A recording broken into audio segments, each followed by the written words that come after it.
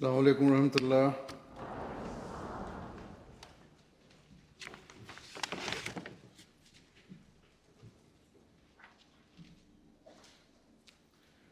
اشہد ان لا الہ الا اللہ وحدہ لا شریک لہ واشہد ان محمدا عبدہ ورسولہ اما بعد فاعوذ باللہ من الشیطان الرجیم بسم اللہ الرحمن الرحیم الحمد للہ رب العالمین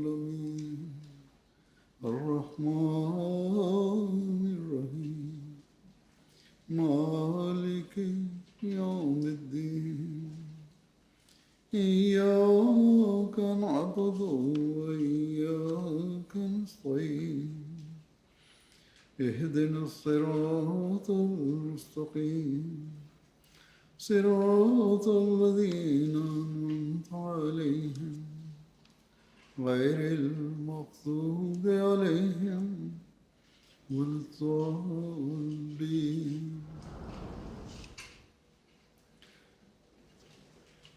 آج میں نے آپ کے سامنے بیان کرنے کے لیے صحابیات کے کچھ واقعات لیے ہیں۔ ان واقعات کو پڑھ کر اور سن کر حیرت ہوتی ہے کہ کس طرح ہر شعبہ زندگی میں ان صحابیات نے حضرت صلی اللہ علیہ وسلم کی صحبت اور قوت قدسی سے فیض پا کر ایسے نمونے قائم کیے جو مثال بن کر ہمیشہ چمکتے رہیں گے۔ میں صرف چند مثالیں پیش کروں گا بلکہ بیان کر سکوں گا، کیونکہ یہ ممکن نہیں کہ صحابیات کے تمام شعبہ زندگی کی مثالیں بیان کی جائیں، کجا یہ کہ تمام مثالیں بیان ہوں اور واقعات بیان ہوں۔ بہرحال چند ایک مثالیں جو میں نے لی ہیں وہ بیان کرتا ہوں۔ ان میں صحابیات کی عبادات اور تعلق باللہ کے معیاروں کے واقعات ہیں، حضرت صلی اللہ علیہ وسلم سے عشق و محبت کے معیار کے واقعات ہیں، مالی قربانیوں کے معیار کی بعض مثالیں ہیں، جان کی قربانی اور دین کی خاطر اپنے بچوں کی بھی جان کی قربانی کے معیار قائم کرنے کے واقعات ہیں۔ اسی طرح ان کا بچوں کی تربیت کے بارے میں کیا طریق تھا، اس کی مثالیں ایک دو۔ یہ وہ عورتیں تھیں جو اسلام لانے سے پہلے دنیا سے پیار کرنے والی تھیں، بہت زیادہ دنیاوی خواہشات رکھتی تھیں، لیکن جب دین قبول کیا پھر اپنا سب کچھ خدا تعالیٰ اور اس کے رسول کی محبت کے لیے قربان کر دیا۔ ان صحابیات کے باتوں کے معیار کیا تھے، یا اللہ تعالیٰ کا قرب حاصل کرنے کے لیے وہ کس قدر کوشش کیا کرتی تھی، اور اللہ تعالیٰ کا ان سے تعلق کیسا تھا، اس بارے میں بہت سی روایات ہیں۔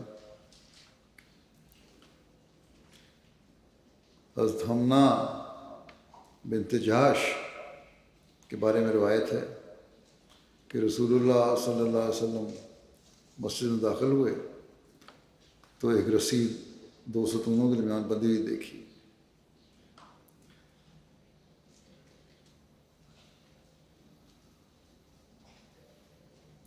آپ صلی اللہ علیہ وسلم نے پوچھا یہ رسی کیا ہے؟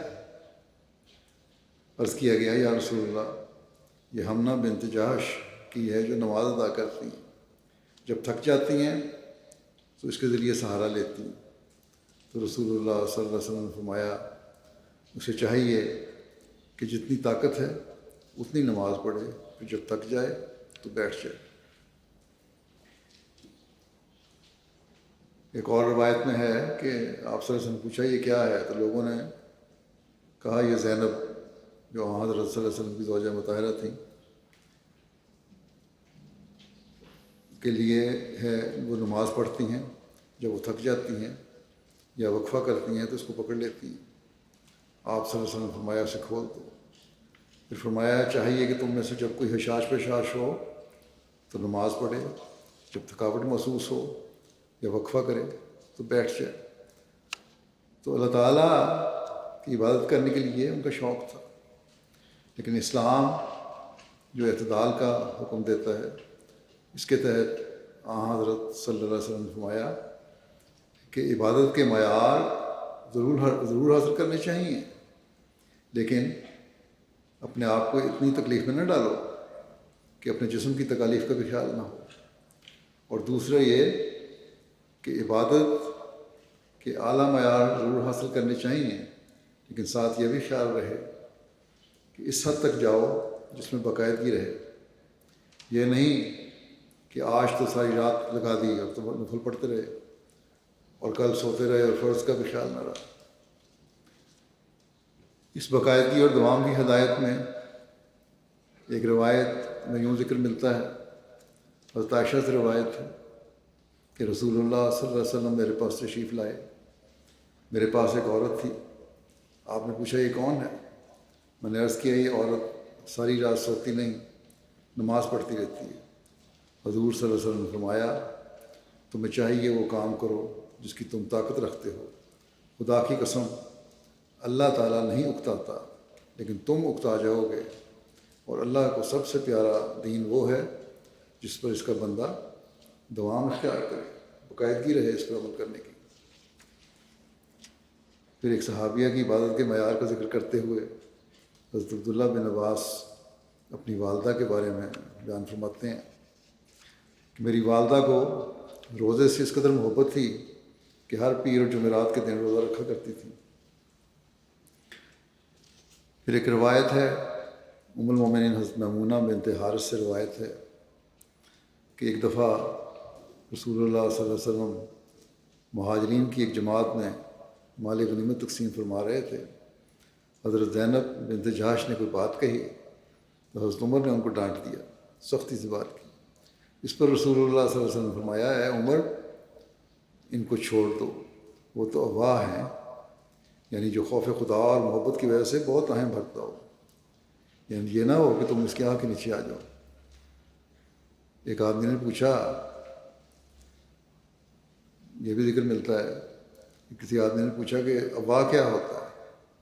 آپ نے فرمایا اللہ سے ڈرنے والا اور بہت دعائیں کرنے والا اور تضرع اختیار کرنے والا۔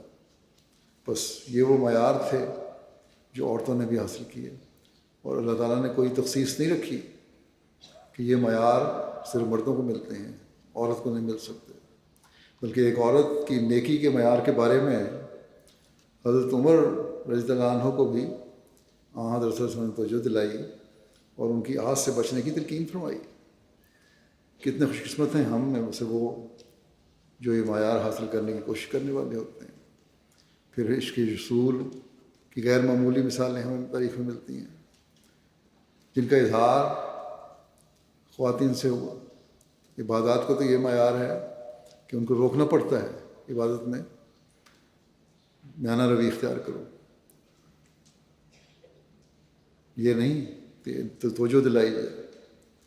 پھر اس عشق رسول کی باتیں آتی ہیں، یہاں بھی خواتین کے معیار ہیں۔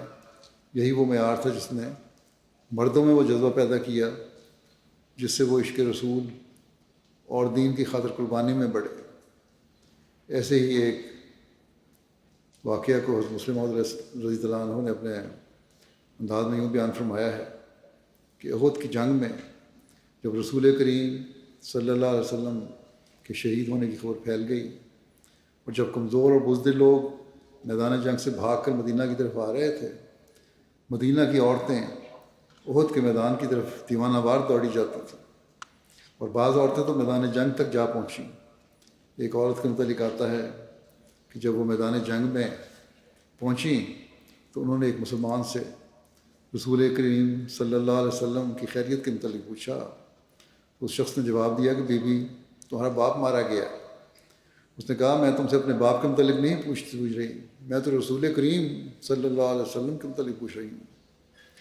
بعض روایتوں میں آتا ہے کہ اس شخص نے اس کے باپ، بھائی، بیٹا اور خاوند چاروں کے مرنے کی اطلاع اس سے دی، اور بعض روایات میں آتا ہے کہ اس نے اس کے 3 رشتہ داروں یعنی باپ، بھائی اور خاوند کے مرنے کی اطلاع دی۔ لیکن ہر دفعہ اس عورت نے یہی کہا کہ میں تم سے رشتہ داروں کے متعلق نہیں پوچھتی، میں تو یہ پوچھتی ہوں کہ رسول کریم صلی اللہ علیہ وسلم کا کیا حال ہے۔ اس نے کہا رسول کریم صلی اللہ علیہ وسلم خیریت سے ہیں۔ اس کے بعد وہ پھر میدان جنگ کی طرف بھاگ پڑی، اور وہ فکرہ جو وہ کہتی تھی اس سے پتہ لگتا ہے کہ اس کے دل میں رسول کریم صلی اللہ علیہ وسلم کی کتنی محبت تھی۔ وہ احد کے میدان کی طرف دوڑی جاتی تھی، اسے جو سپاہی ملتا اسے کہتی ما فعل رسول اللہ، کہ ارے رسول کریم صلی اللہ علیہ وسلم نے یہ کیا کیا۔ یہ فکرہ مسلمات کہتے ہیں یہ فکرہ خالص طور پر عورتوں کا فکرہ ہے۔ کوئی مرد اپنے پاس سے یہ فکرہ نہیں بنا سکتا، کیونکہ جب کسی عورت کا بچہ یا اس کا خاوند فوت ہو جائے تو وہ کہتی ہے ارے تم نے یہ کیا کیا، تم ہمیں چھوڑ کر چلے گئے۔ بس یہ فکرہ کہ رسول کریم صلی اللہ علیہ وسلم نے یہ کیا کیا ایک زنانہ آواز ہے، اور کوئی مورخ ایسا جھوٹا فکرہ نہیں بنا سکتا، کیونکہ عورتوں کے سوا یہ فکرہ کسی اور کے منہ سے نکل ہی نہیں سکتا۔ وہ عورت ہی کہتی جاتی تھی کہ ہائے رسول کریم صلی اللہ علیہ وسلم نے یہ کیا کیا کہ آپ شہید ہو گئے اور ہمیں چھوڑ کر چلے گئے۔ اسے صحابی کے بتا دینے پر تسلی نہیں ہوئی، اور اصرار کیا کہ مجھے رسول کریم صلی اللہ علیہ وسلم کے پاس لے چلو۔ جب اسے رسول کریم صلی اللہ علیہ وسلم نظر آئے تو بھاگتی ہوئی آپ کے پاس پہنچی اور آپ کا دامن پکڑ لیا۔ رسول کریم صلی اللہ علیہ وسلم نے فرمایا مجھے افسوس ہے کہ تیرا باپ اور تیرا بھائی اور تیرا خاوند لڑائی میں مارے گئے۔ اس عورت نے جواب دیا جب آپ زندہ ہیں تو مجھے کسی اور کی موت کی پرواہ نہیں۔ یہ تھی وہ عشق رسول کی حقیقت جو قرون اولیٰ کی مسلمان خواتین نے خواتین سے ہم نے سیکھی ہے، انہوں نے ہمیں بیان کی، دکھائیں۔ اور صرف یہ ایک مثال نہیں بلکہ اور بھی مثالیں ہیں ایسی۔ ایک بوڑھی خاتون کے عشق رسول کے بارے میں ایک روایت میں یوں آتا ہے کہ جب رسول کریم صلی اللہ علیہ وسلم احد کے میدان سے واپس تشریف لائے تو مدینے کی عورتیں اور بچے شہر سے باہر استقبال کے لیے نکل آئے۔ رسول کریم صلی اللہ علیہ وسلم کی اونٹنی کی بات ایک پرانے اور بہادر انصاری صحابی سعد بن معاذ نے پکڑی ہوئی تھی، اور وہ فخر سے آگے آگے چلے آ رہے تھے۔ شہر کے پاس انہیں اپنی بڑھیا ماں جس کی نظر کمزور ہو چکی تھی آتی ہوئی ملی۔ احد میں اس کا ایک بیٹا بھی مارا گیا تھا۔ اس بڑھیا کی آنکھوں میں موتیا بند اتر رہا تھا اور اس کی نظر کمزور ہو چکی تھی۔ وہ عورتوں کے آگے کھڑی ہو گئی اور ادھر ادھر دیکھنے لگی اور معلوم کرنے لگی کہ رسول کریم صلی اللہ علیہ وسلم کہاں ہیں۔ سعد بن معاذ نے سمجھا کہ میری ماں کو اپنے بیٹے کے شہید ہونے کی خبر ملے گی تو اسے صدمہ ہوگا، اس لیے انہوں نے چاہا کہ رسول کریم صلی اللہ علیہ وسلم اسے حوصلہ دلائیں اور تسلی دیں۔ اس لیے جو ہی ان کی نظر اپنی والدہ پر پڑی تو انہوں نے کہا یا رسول اللہ، میری ماں یعنی رسول اللہ صلی اللہ علیہ وسلم میری ماں۔ آپ نے فرمایا اس لیے کہا کہ آپ اس کو بھی افسوس کریں۔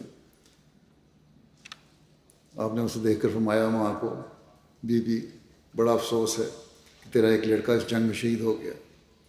بڑھیا کی نظر کمزور تھی اس لیے وہ آپ کے چہرے کو نہ دیکھ سکی، وہ ادھر ادھر دیکھتی رہی۔ آخر کار اس کی نظر آپ کے چہرے پر ٹک گئی۔ وہ آپ کے قریب آئی اور کہنے لگی یا رسول اللہ، جب میں نے آپ کو سلامت دیکھ لیا ہے تو آپ سمجھیں کہ میں نے مصیبت کو بھون کر کھا لیا۔ حضرت مسلم موعود اس بارے کو بیان کرتے ہوئے فرماتے ہیں واقعہ کو کہ دیکھو وہ عورت جس کے بڑھاپے میں عصائے پیری ٹوٹ گیا، اس کا سہارا تھا اس کا بیٹا، وہ مر گیا، فوت شہید ہو گیا، لیکن کس بہادری سے کہتی ہے کہ میرے بیٹے کے غم نے مجھے کیا کھانا ہے۔ جب رسول کریم صلی اللہ علیہ وسلم زندہ ہیں تو میں اس غم کو بھون کر کھا جاؤں گی۔ میرے بیٹے کی موت مجھے مارنے کا موجب نہیں ہوگی، بلکہ یہ خیال کہ رسول کریم صلی اللہ علیہ وسلم زندہ ہیں اور آپ صلی اللہ علیہ وسلم کی حفاظت کے سلسلے میں میرے بیٹے نے اپنی جان دی ہے، میری قوت کو بڑھانے کا موجب ہوگا۔ تو دیکھو عورتوں کی یہ عظیم الشان قربانی تھی جس سے اسلام دنیا میں پھیلا، اور آج بھی اسلام کے پھیلانے کے لیے یہی اصول لاگو ہوگا کہ ہماری عورتیں اور مرد ہر قربانی کے لیے تیار رہیں اور اپنے عہدوں کو پورا کرنے والے ہیں۔ آج اسلام کی تبلیغ کا کام اور اسے دنیا میں پھیلانے کا کام ہمارے سپرد ہے، اور ہمیں بھی بے خوف و خطر ہو کر اس فریضے کو سر انجام دینا چاہیے۔ پھر عشق رسول صلی اللہ علیہ وسلم کی ایک اور انداز دیکھیں۔ حضرت انس سے مروی ہے کہ حضرت ام سلیم جو حضرت رسول صلی اللہ علیہ وسلم کی رضائی خالہ تھیں، نبی صلی اللہ علیہ وسلم کے لیے چمڑے کی ایک چٹائی بچھاتی تھیں، اور آپ صلی اللہ علیہ وسلم کے ہاں اس چمڑے کی چٹائی پر ہی قیلولہ کرتے تھے۔ حضرت انس کہتے ہیں کہ جب نبی صلی اللہ علیہ وسلم سو گئے ایک دفعہ، تو انہوں نے یعنی حضرت ام سلیم نے آپ صلی اللہ علیہ وسلم کے پسینہ اور آپ صلی اللہ علیہ وسلم کے بال لیے اور انہیں ایک شیشی میں اکٹھا کر لیا، پھر انہیں ایک خوشبو میں ملا لیا۔ ایک دوسری روایت میں ہے کہ حضرت انس بن مالک بیان کرتے ہیں کہ نبی صلی اللہ علیہ وسلم ام سلیم کے گھر آتے اور ان کے بچھونے پر استراحت فرماتے جب کہ وہ وہاں نہ ہوتے۔ وہ کہتے ہیں ایک دن آپ تشریف لائے اور حضرت ام سلیم کے بچھونے پر سو گئے، چنانچہ انہیں بلایا گیا حضرت ام سلیم کو، اور ان سے کہا گیا کہ نبی صلی اللہ علیہ وسلم آئے ہوئے ہیں آپ کے گھر اور بچھونے پر سو رہے ہیں۔ وہ کہتے ہیں تو ام سلیم آئیں، اس وقت حضور کو پسینہ آیا ہوا تھا، بستر پر چمڑے کے ٹکڑے پر حضور کا پسینہ جمع ہو گیا۔ انہوں نے اپنے صندوقچی کھولی، اپنا بکس کھولا اور اس پسینے کو جذب کر کے اس میں سے ایک شیشی نکالی اور اس میں نچوڑنے لگی۔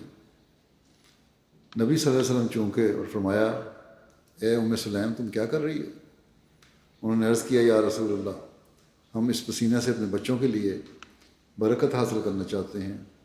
آپ صلی اللہ علیہ وسلم نے فرمایا تم نے ٹھیک کیا۔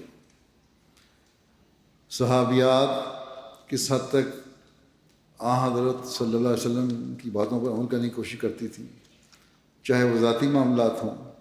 اس بارے میں ایک روایت میں آتا ہے ام المومنین حضرت حبیبہ نے اپنے والد حضرت ابو سفیان کے انتقال کے بعد اور ام المومنین حضرت زینب بن جاش سے اپنے بھائی کے وصال کے 3 دن بعد خوشبو لگائی اور ارشاد فرمایا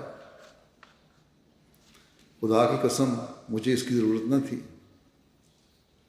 مگر میں نے سرکار صلی اللہ علیہ وسلم کو فرماتے سنا ہے کہ جو عورت اللہ عز و جل اور یوم آخرت پر ایمان رکھتی ہے اس کے لیے حلال نہیں کہ وہ کسی کے مرنے کا سوگ 3 راتوں سے زیادہ کرے سوائے شوہر کے کہ اس کے سوگ کی مدت 4 ماہ 10 دن ہے۔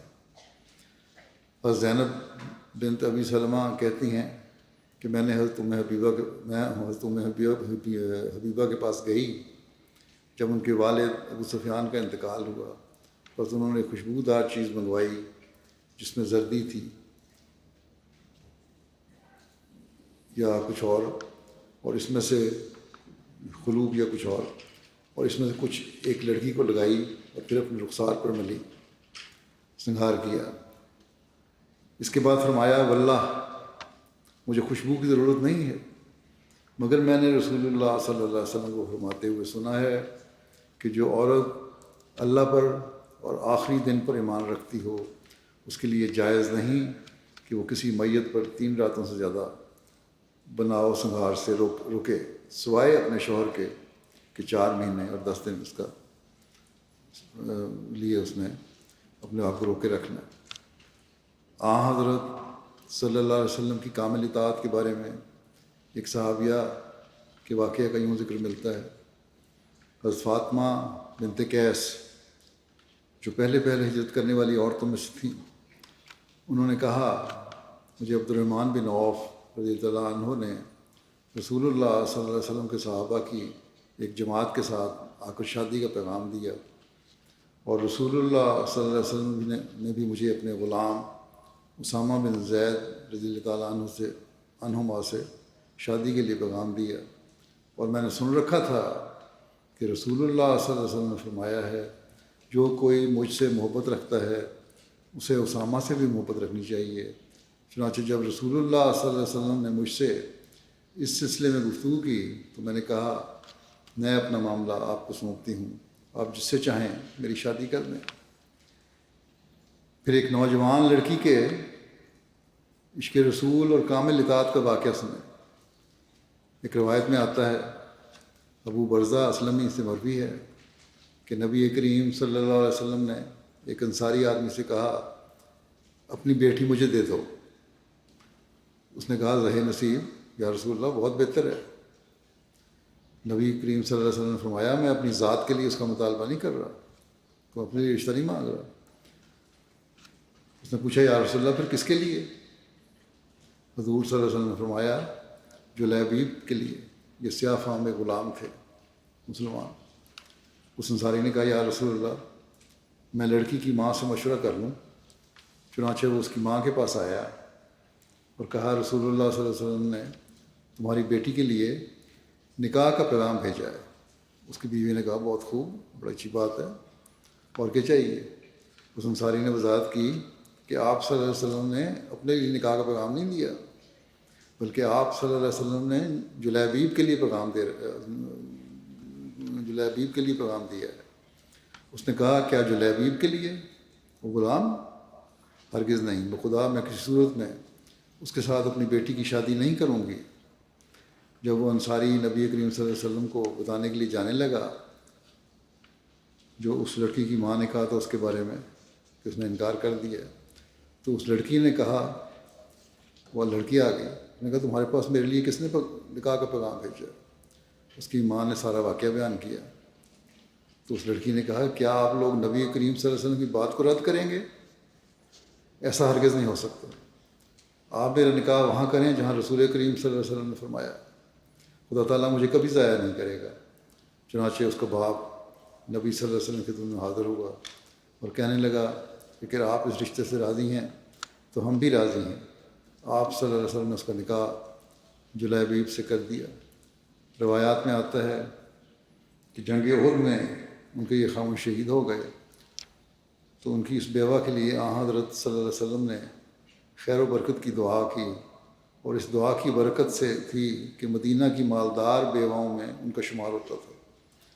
بس یہ تھے نوجوان لڑکیوں کے بھی حضرت صلی اللہ علیہ وسلم کی بات کو پورے کرنے کے معیار۔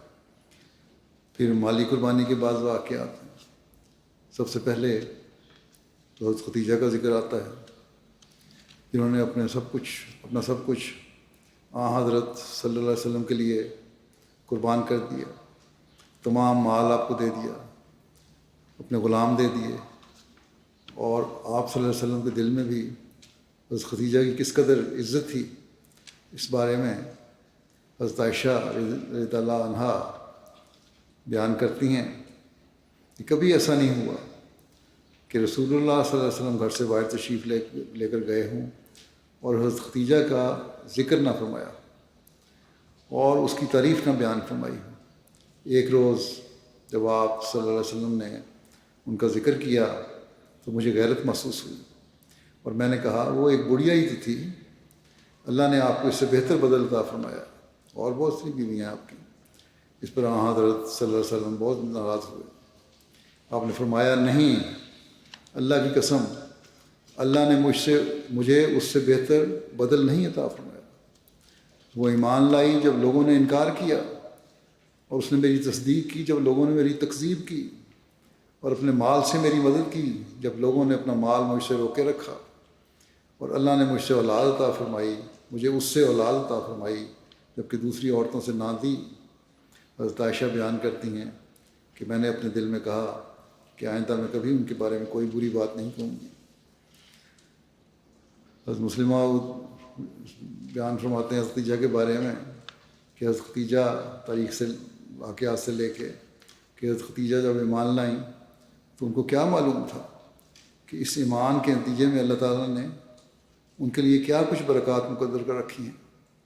بے شک انہوں نے اسلام اور محمد رسول اللہ صلی اللہ علیہ وسلم کی خدمت کے لیے اپنا تمام مال قربان کر دیا، یہاں تک کہ وہ مکے کی متول ترین عورت ہوتے ہوئے غربت اور تنگ دستی کے ساتھ اپنی زندگی بسر کرنے پر مجبور ہو گئیں، اور پھر شاب ابی طالب میں متواتر 3 سال تک انہوں نے ایسی ایسی تکالیف برداشت کی کہ انہی کے نتیجے میں آپ وہاں سے نکلتے ہی انتقال فرما گئیں، مگر اللہ تعالیٰ نے ان کی قربانیوں کو ایسا نوازا کہ آج تک عالم اسلام ان کا نام عزت اور ادب کے ساتھ لے رہا ہے۔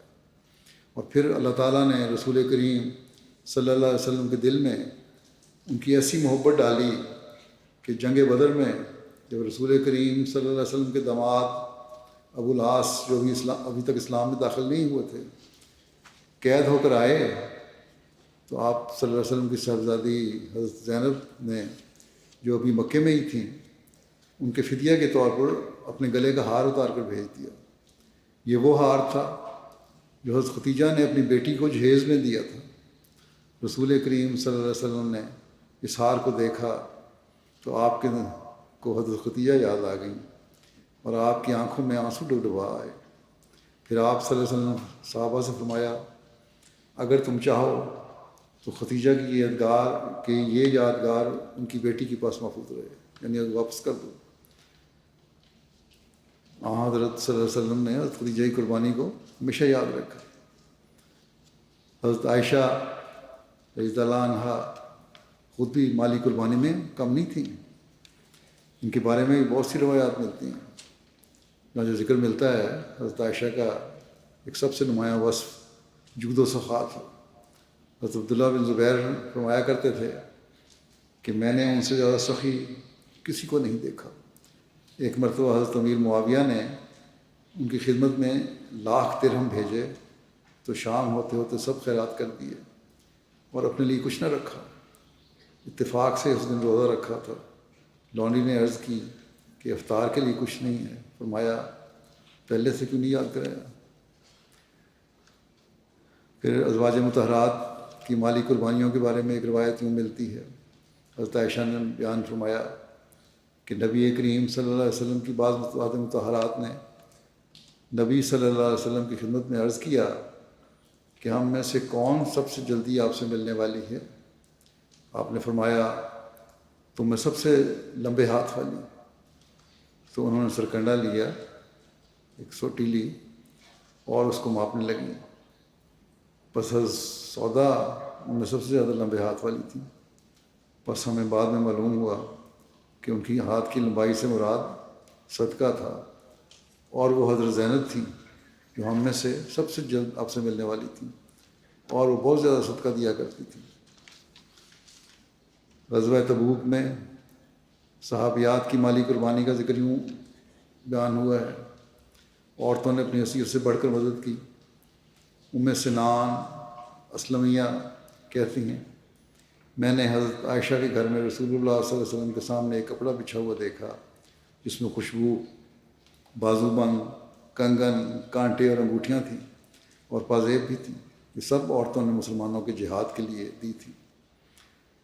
آج بھی اس بارے میں ہم کہہ سکتے ہیں کہ بہت سی احمدی خواتین ہیں جو اپنے مال اور زیور کی نہ پرواہ نہ کرتے ہوئے بے دریغ قربانی کرتی ہیں اور بغیر کسی انقباض کے دین کی راہ میں خرچ کرنے کے لیے ہر وقت تیار ہیں، بلکہ بعض دفعہ ان کو روکنا پڑتا ہے۔ اللہ تعالیٰ ایسی عورتوں میں جماعت احمدیہ میں بھی اضافہ فرماتا چلا جائے اور ان کے اموال و نفوس میں برکت دے۔ پھر صحابیات نے کس طرح اپنی جان کی قربانیاں پیش کیں، اس بارے میں بھی ہمیں تاریخ میں واقعات ملتے ہیں جو یقیناً ہمارے ایمانوں میں ایک نئی روح پھونکنے والے ہیں۔ صدیاں گزرنے کے باوجود ہمارے ایمانوں کو تازگی بخشنے والے ہیں۔ حضرت عمار کے والدین کے ساتھ کفار نے جو ظالمانہ سلوک کیا اس کا تاریخ میں ذکر آتا ہے۔ حضرت مسلم موعود نے اس واقعے کو بیان کیا ایک تقریر میں اپنی کہ تاریخ سے کہ آپ کے والد یاسر اور آپ کی والدہ سمیہ کو بھی کفار بہت دکھ دیتے تھے۔ چنانچہ ایک دفعہ جب کہ ان دونوں کو دکھ دیا جا رہا تھا، رسول کریم صلی اللہ علیہ وسلم ان کے پاس سے گزرے۔ آپ نے ان دونوں کی تکلیفوں کو دیکھا اور آپ کا دل درد سے بھر آیا۔ آپ ان سے مخاطب ہو کر بولے، صبراً آل یاسر، فَإِنَّ مَوْعِدَكُمُ الْجَنَّةُ، یا یاسر کے خاندان صبر سے کام لو،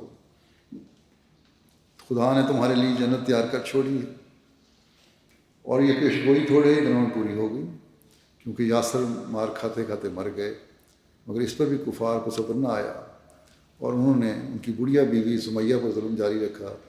چنانچہ ابو جہل نے ایک دن غصے میں ان کی ران پر زور سے نیزہ مارا،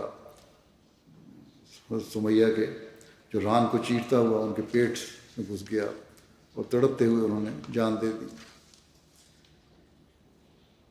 قرون اولیٰ کی خواتین کے ایمان کا کیا معیار تھا، اور کس طرح اپنے خامدوں کی محبت کو حضرت صلی اللہ علیہ وسلم کی محبت پر قربان کرتی تھی، اس بارے میں پہلے بھی 2 واقعات بیان کر چکا ہوں۔ ایک واقعہ سنیں جو زندہ خامد کا ہے۔ ایک ایسی عورت جس کا واقعہ ہے جس نے خدا تعالیٰ کے مقابلے میں نہ صرف اپنے خامد کی محبت کو ٹھکرایا بلکہ اسے ملامت بھی کی۔ رسول کریم صلی اللہ علیہ وسلم کے زمانے میں متعدد جنگیں ہوئیں، مگر ان سب سے زیادہ خطرناک جنگ وہ تھی جب یہ خبر آئی کہ روما کی فوجیں عرب پر حملہ کرنے کے لیے آ رہی ہیں۔ عرب کے مقابلے میں روما کی اس وقت ایک ایسی ہی طاقت تھی جیسے آج کل مسلم موعود نے بیان کیا اپنے واقعہ میں انگریزوں کے زمانے کی، جب انگریزوں کی حکومت تھی تمام دنیا پر، جہاں انگریزوں کی طاقت ہے، یا آج کل ہم امریکہ کی طاقت سمجھ لیں۔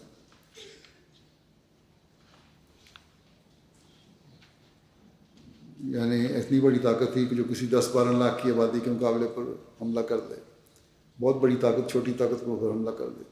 اس وقت روما کی حکومت میں لبنان کا ملک شامل تھا، آرمینیا تھا، سارا ترکی شامل تھا، روس کے کچھ حصے شامل تھے، آسٹریا تھا، ہنگری تھا، لیبیا تھا، افریقہ کے ساحل کے ساتھ ساتھ جو حصے تھے وہ بھی روما کے متحد تھے۔ ان سب ملکوں کی کل آبادی 2 کروڑ تھی، لیکن ان کے مقابلے میں عرب کی کل آبادی 2-2.5 لاکھ تھی۔ پھر وہ روپے والے امیر لوگ تھے، بڑی طاقت تھی۔ غرض مسلمانوں پر سب سے زیادہ نازک موقع اس وقت آیا جب انہوں نے یہ خبر سنی کہ روما کی حکومت عرب پر حملہ آور ہو رہی ہے۔ چنانچہ رسول کریم صلی اللہ علیہ وسلم نے تجویز فرمایا کہ بجائے اس کے کہ روما کی فوجیں یہاں پر حملہ آور ہوں، مناسب ہوگا کہ ان کے مقابلے کے لیے ہم خود باہر جائیں۔ چنانچہ آپ 10-12 ہزار افراد پر مشتمل ایک فوج ساتھ لے کر روما کے لشکر کے مقابلے کے لیے نکل کھڑے ہوئے۔ اس موقع پر آپ نے حکم دے دیا کہ سب مخلص مومن اس جنگ کے لیے چل پڑیں۔ اس سے قبل آپ نے خود ایک صحابی کو کسی کام کے لیے باہر بھیجا تھا۔ جب آپ مقابلے کے لیے مدینہ سے روانہ ہو گئے تو وہ صحابی واپس آئے اس کام سے جس کے لیے بھیجا گیا تھا، اور مدت کے بعد وہ گھر واپس آئے تھے۔ جب مدینے پہنچے تو انہیں صرف اتنا پتہ لگا کہ رسول کریم صلی اللہ علیہ وسلم مدینے سے باہر گئے ہوئے ہیں۔ دنیا میں ہم دیکھتے ہیں کہ جب کوئی دور سے آتا ہے اور دیر کے بعد گھر آتا ہے تو قدرتی طور پر وہ اپنی بیوی سے پیار کرتا ہے۔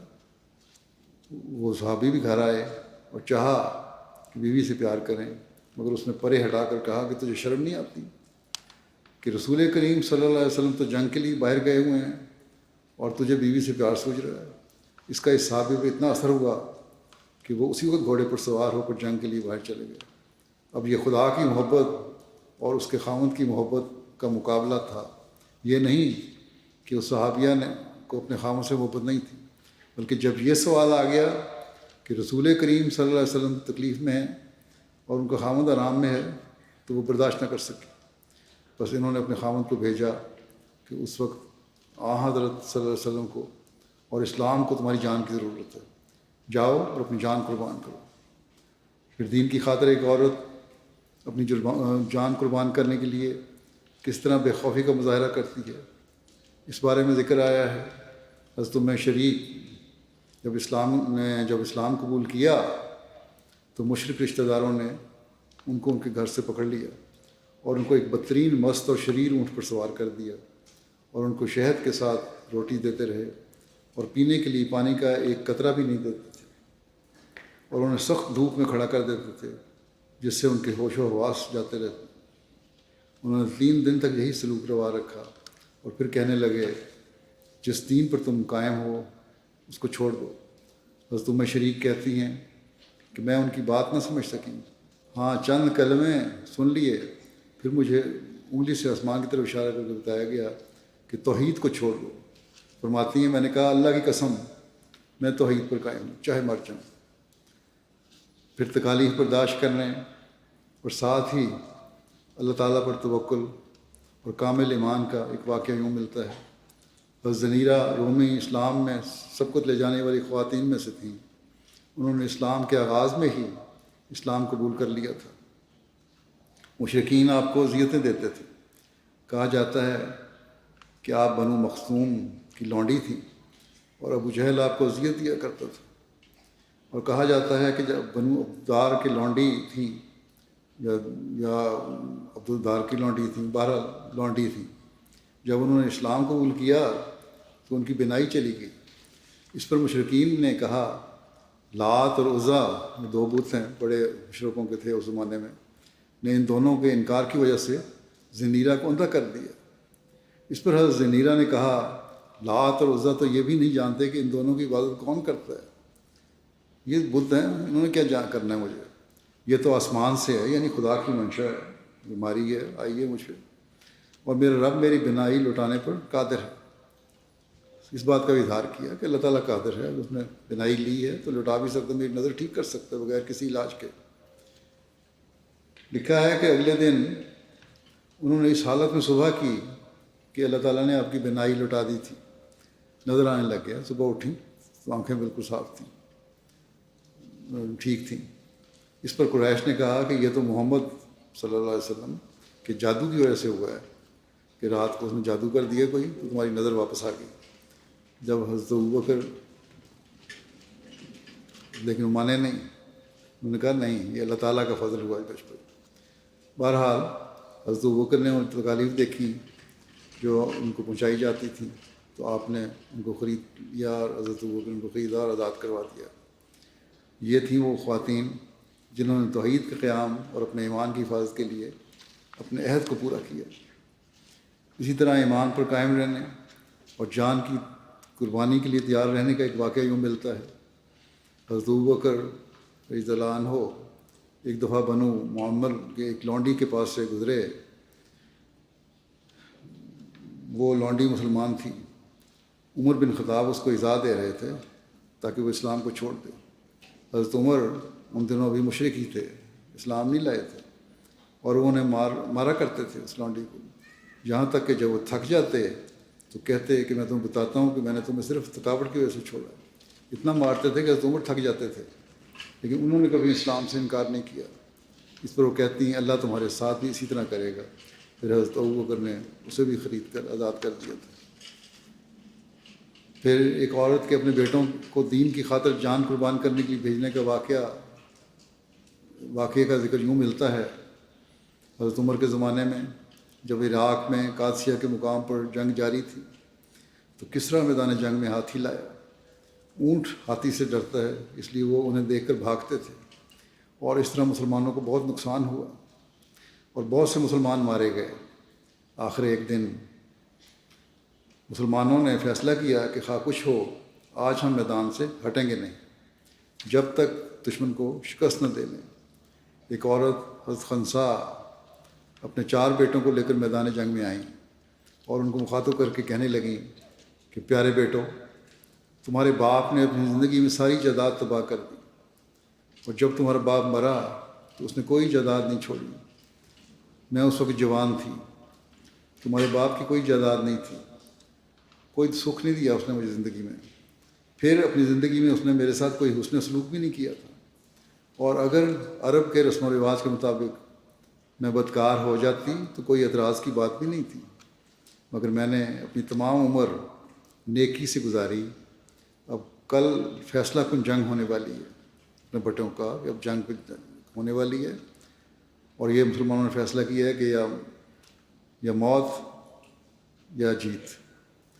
تو کہتی میرے تم پر بہت سے حقوق ہیں، یہ ساری باتیں بتا کے کہ کس طرح میں نے تمہیں پالا، کہ میرے تم پہ بہت سے حقوق ہیں۔ کل کفر اور اسلام میں مقابلہ ہوگا، اگر تم فتح حاصل کیے بغیر واپس آئے تو میں خدا تعالیٰ کے حضور کہوں گی کہ میں نے ان کو اپنا کوئی حق میں ان کو اپنا کوئی بھی حق نہیں بخشتی۔ اسی طرح اس نے اپنے چاروں بیٹوں کو جنگ میں تیار کر کے بھیج دیا اور پھر گھبرا کر خود جنگل میں چلی گئی اور وہاں تنہائی میں سجدے میں گر کر اور رو رو کر اللہ تعالیٰ سے دعائیں مانگنے لگی، اور دعا یہ کی کہ اے میرے خدا، میں نے اپنے چاروں بیٹوں کو دین کی خاطر مرنے کے لیے بھیج دیا ہے، لیکن تجھ میں یہ طاقت ہے کہ ان کو واپس لے آئے۔ چنانچہ اللہ تعالیٰ نے ایسا فضل کیا کہ مسلمانوں کو فتح بھی ہو گئی اور اس کے چاروں بیٹے بھی زندہ واپس آ گئے۔ حضرت مسلم موعود ایمان بالآخرہ کی تفسیر میں بیان کرتے ہوئے اس واقعے کو لکھتے ہیں کہ یہ جرأت اور بہادری ایمان بالآخرہ ہی کا نتیجہ تھی۔ یہ لوگ سمجھتے تھے کہ دنیا کی نجات اسلام سے وابستہ ہے، اور ہم خواہ مارے بھی جائیں تب بھی پرواہ نہیں، کیونکہ دنیا بچ جائے گی اور اسلام کو غلبہ حاصل ہو جائے گا، ہماری قربانیاں بھی ضائع نہیں جائیں گی، کہ ہمیں بھی اللہ تعالیٰ ان قربانیوں کی وجہ سے انعامات سے نوازے گا۔ بس یہ سوچ تھی کہ ہماری زندگی کوئی حیثیت نہیں، ہم نے اسلام کی خاطر نہ سب کچھ قربان کرنا ہے۔ پھر صحابیات میں یہ تڑپ بھی رہتی تھی کہ پہلے دن سے ہی اپنے بچوں کے اندر خدا تعالیٰ اور اس کے رسول کی محبت اور تعلق پیدا کریں۔ اس کے لیے کس طرح کوشش کرتی تھی، اس بارے میں بھی واقعات ملتے ہیں۔ چنانچہ ایک واقعہ اس طرح بیان ہوا ہے، حضرت اسماء رضی اللہ عنہا سے مروی ہے کہ وہ حضرت عبداللہ بن زبیر کے حمل سے تھیں۔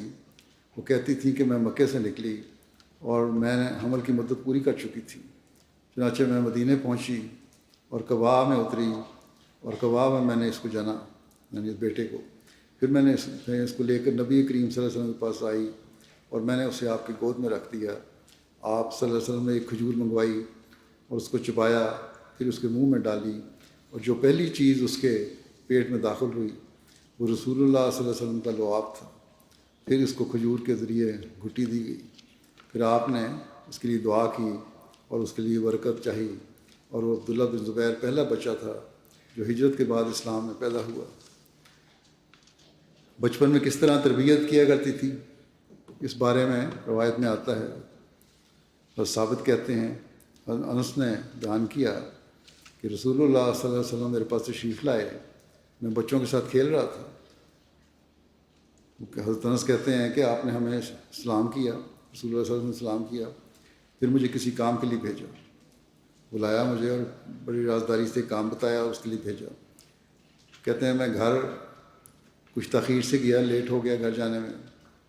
اپنی ماں کے پاس آیا تو اس نے کہا تمہیں کس چیز نے روک کے رکھا، اتنی دیر سے کیوں آئے ہو؟ میں نے کہا کہ مجھے رسول اللہ صلی اللہ علیہ وسلم نے کسی کام سے بھیجا تھا۔ انہوں نے پوچھا آپ کا کیا کام تھا، اس کے لیے تم گئے تھے؟ میں نے کہا یہ راز ہے۔ اس پر انہوں نے کہا کہ پھر رسول اللہ صلی اللہ علیہ وسلم کا راز ہرگز کسی کو نہ بتانا۔ بچپن میں ہی ماں یہ تربیت کر رہی ہے، یہ راز نہیں بتانا، مجھے بھی نہیں بتانا۔ حضرت انس کہتے ہیں بخدا اگر میں وہ کسی کو بتاتا تو ایسا تجھے ضرور بتاتا۔ جو بھی واقعہ بیان کر رہے تھے تو حضرت صاحب نے پوچھا کہ وہ کیا تھا، آپ نے کہا نہیں، میری ماں نے روک دیا، آن صلی نے روک دیا، پھر ماں نے مزید تلقین کر دی، تو میں نہیں بتا سکتا۔ بس یہ تھا تربیت کا وہ طریق، راز ہے، اور حضرت صلی اللہ علیہ وسلم کی بات ہے، یقیناً آپ نے منع بھی فرمایا ہوگا، جیسا کہ میں نے کہا کسی سے ذکر نہیں کرنا۔ اور جب ماں نے پوچھا تو اسے بھی بتانے سے انکار کر دیا۔ اور ماں بھی جو تربیت یافتہ تھی، اس نے مزید پکا کیا اپنے بیٹے کو، کبھی اس راز کا ذکر نہ کرنا کسی سے۔ بس یہ تربیت بھی بہت ضروری ہے، خاص طور پر عہدیداروں کو جماعتی رازوں کی خود بھی حفاظت کرنی چاہیے اور بچوں کو بھی اس کی تلقین کرنی چاہیے۔ اول تو بچوں کے سامنے عام باتیں کرنی ہی نہیں چاہیے، کیونکہ جماعتی راز بھی اور ذاتی راز بھی امانت ہوتے ہیں۔ جو بات پبلک میں کہنے والی نہیں، وہ کسی غیر متعلقہ کے کان میں بھی نہیں کہنی چاہیے، کے سامنے بھی نہیں کہنی چاہیے۔ اور جماعتی باتوں یا ایک دوسرے کے رازوں کو گھروں میں بیان کرنے سے بچوں کی تربیت پہ اثر پڑتا ہے، اس سے بھی پرہیز کرنا چاہیے، اور معاشرے کا امن بھی متاثر ہوتا ہے بعض دفعہ۔ اس لیے ہمیشہ اس طرف توجہ کرنے اور احتیاط کرنے کی ضرورت ہے۔ حضرت مسلم موعود تاریخ کے واقعات میں سے تربیت اولاد اور اس کے نتیجے میں مضبوطی ایمان کے ایک واقعے کا ذکر کرتے ہوئے لکھتے ہیں کہ آدھی رات کے بعد پھر وادی عقبہ میں محمد رسول اللہ صلی اللہ علیہ وسلم اور مدینے کے مسلمان جمع ہوئے۔ اب آپ کے ساتھ آپ کے چچا عباس بھی تھے۔ اس دفعہ مدینے کے مسلمانوں کی تعداد 73 تھی، ان میں 62 خزرج قبیلے کے تھے اور 11 اوس کے تھے، اور اس قافلے میں 2 عورتیں بھی شامل تھیں، جن میں سے ایک بنی نجار قبیلہ کی عمارہ بھی تھی، کیونکہ مصعب کے ذریعے سے ان لوگوں تک اسلام کی تفصیلات پہنچ چکی تھیں۔ یہ لوگ ایمان اور یقین سے پر تھے۔ بعد کے واقعات نے ظاہر کر دیا کہ یہ لوگ آئندہ اسلام کو ستون ثابت ہونے والے تھے۔ عمارہ جو اس دن شامل ہوئیں، انہوں نے اپنی اولاد میں اسلام کی محبت اتنی داخل کر دی کہ ان کا بیٹا خبیب، بعض جگہ حبیب بھی لکھا ہے، جب رسول اللہ صلی اللہ علیہ وسلم کے وفات کے بعد مسلمہ کذاب کے لشکر کے ہاتھ میں قید ہو گیا، تو مسلمہ نے اسے بلا کر پوچھا کہ کیا تو گواہی دیتا ہے کہ محمد صلی اللہ علیہ وسلم اللہ کے رسول ہیں؟ خبیب نے کہا ہاں۔ پھر مسلمہ نے کہا کیا تو گواہی دیتا ہے کہ میں اللہ کا رسول ہوں؟ خبیب نے کہا نہیں۔ اس پر مسلمہ نے حکم دیا کہ ان کا ایک عضو کاٹ دیا جائے، ہاتھ پاؤں کاٹ دیا جائے کوئی۔ تب مسلمہ نے پھر ان سے پوچھا، ایک ہاتھ کٹ گیا تو پھر پوچھا کیا تو گواہی دیتا ہے کہ محمد اللہ کے رسول ہیں؟ خبیب نے کہا ہاں۔ پھر اس نے کہا کیا تو گواہی دیتا ہے کہ میں اللہ کا رسول ہوں؟ خبیب نے کہا نہیں۔ پھر اس نے آپ کا ایک دوسرا عضو کاٹ دیا۔ ہر عضو کاٹنے کے بعد وہ سوال کرتا جاتا تھا کہ کیا تو گواہی دیتا ہے کہ میں اللہ کا رسول ہوں؟ اور خبیب کہتے تھے کہ نہیں۔ اسی طرح اس کے سارے اعضاء کاٹے گئے، آخر اسی طرح ٹکڑے ٹکڑے ہو کر اپنے ایمان کا اعلان کرتے ہوئے وہ خدا سے جا ملے۔ خود عمارہ رسول اللہ صلی اللہ علیہ وسلم کے ساتھ تھی، بہت سی جنگوں میں شامل ہوئی۔ یہ عمارہ کی تربیت تھی جس نے بچے کو اپنے ایمان میں اس طرح پکا کیا ہوا تھا۔ بس یہ وہ مائیں تھیں جنہوں نے ایمان اپنے بچوں کے رگوں میں دوڑا دیا تھا، اور یہی وہ ایمان کا معیار ہے جو اسلام کی ترقی کا ذریعہ ہے، اور یہی وہ معیار ہے جو ہمیں اپنے اندر اور اپنی اولادوں کے اندر پیدا کرنا ہے، تاکہ اسلام کی نشت ثانیہ میں ہم اپنا کردار ادا کر سکیں۔ بس یہ صرف سننے والی کہانیاں نہیں، بلکہ ہمیں ہمیشہ یاد رکھنا چاہیے کہ ہم نے بھی دین کی ترقی اور اپنا خدا تعالیٰ سے تعلق جوڑنے کے لیے ان مثالوں کو اپنی زندگیوں کا حصہ بنانا ہے۔ عبادات کے معیار، عشق رسول کے معیار، مالی و جانی قربانیوں کے معیار ہم نے قائم کرنے۔ بے شک آج بہت سی احمدی خواتین مالی قربانیوں کے بہت اعلیٰ نمونے دکھا رہی ہیں، جیسا کہ میں نے ذکر کیا ہے ابھی، لیکن خاص طور پر مالی لحاظ سے جو کشائش رکھنے والیاں ہیں، ان کو اپنی حالتوں کو دیکھنے کی ضرورت ہے۔ جن کے خامد روک بنتے ہیں انہیں کہہ دیں، اپنے خامدوں کو کہہ دیں کہ دین کے معاملے میں ہم تمہاری کسی بات کو ماننے کے لیے تیار نہیں ہیں۔ بس جہاں جانی قربانی کا سوال ہے تو آج گو جماعت احمدیہ کو ہی دین کی خاطر جان قربان کرنے کا امتیاز حاصل ہے، اور یہ بھی ماؤں کی تربیت کا اثر ہے۔ یقیناً مردوں کی قربانیوں کا ثواب ان کی ماؤں کو بھی ملتا ہے، لیکن ایک طبقہ ایسا بھی ہے کہ جب اولاد کو قربان کرنے کا عہد دہراتی ہیں تو مجھ تک یہ بات پہنچی تو اس سوچ میں پڑ جاتی ہیں کہ اس عہد کو دہرائیں بھی کہ نہ۔ لیکن اس میں بھی کوئی شک نہیں کہ آج بھی جماعت میں ایسی عورتیں ہیں جو دین کی خاطر اپنے بچوں کو قربان کرنے کے لیے ہر وقت تیار ہیں۔ مجھے خطوط بھی لکھتی ہیں، دعا کے لیے بھی کہتی ہیں، اور بچوں کی تربیت بھی اس نہج پر کرتی ہیں کہ وہ دین کی خاطر جانیں قربان کرنے کے لیے ہر وقت تیار رہیں۔ ہمیں ہمیشہ یہ یاد رکھنا چاہیے کہ اس وقت دجال نے اپنی شیطانی حربوں کے ہر طرف جال پھیلائے ہوئے ہیں۔ آج سب سے زیادہ اس بات کی ضرورت ہے کہ اپنی عبادتوں کے معیار بلند تر کرنے کی کوشش کی جائے، عشق رسول میں بڑھتے چلے جانے کی کوشش کی جائے، تربیت اولاد کی طرف خاص توجہ دی جائے، ان کی گھٹی میں دین کی اہمیت اس طرح ڈالیں کہ وہ ہمیشہ دین کو دنیا پر مقدم کرنے والی ہوں۔ اپنی دعاؤں میں اس قدر زور اور درد پیدا کریں کہ خدا تعالیٰ کی رحمت جوش میں آئے اور ہمارے بچے دنیا کی ہوا اس میں پڑھنے کے بجائے خدا تعالیٰ کے دین کے سیکھنے، اس سے تعلق پیدا کرنے اور اس کے عشق رسول صلی اللہ علیہ وسلم کی تڑپ دل میں پیدا کرنے والے بن جائیں۔ اللہ تعالیٰ ہر احمدی عورت کو یہ معیار حاصل کرنے کی توفیق عطا فرمائے۔ آج عورتوں کی سرتوجہی مردوں کی اصلاح کا بھی باعث بن جائے گی۔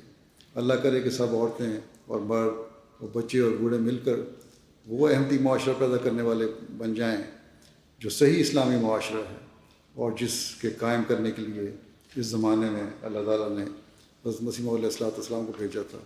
اللہ تعالیٰ ہم سب کو اس کی توفیق عطا فرمائے۔ اب دعا کر لیں۔